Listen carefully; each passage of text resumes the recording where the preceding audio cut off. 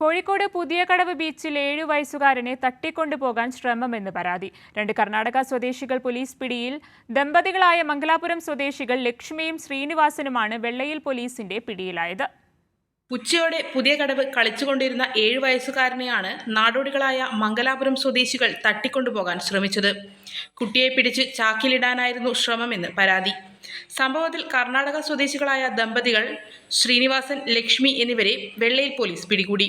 കുട്ടികൾ ബഹളം വെച്ചതിനെ തുടർന്ന് നാട്ടുകാരാണ് ഇവരെ പിടിച്ച് പോലീസിൽ ഏൽപ്പിച്ചത്. ഇതിപ്പോൾ എന്തോ ഒരു ആശ്വാസത്തിൻ്റെ നമ്മളെ ദൈവത്തിൻ്റെ ഒരു ഭാഗ്യം കൊണ്ട് അവനെ തിരിച്ചു കിട്ടി.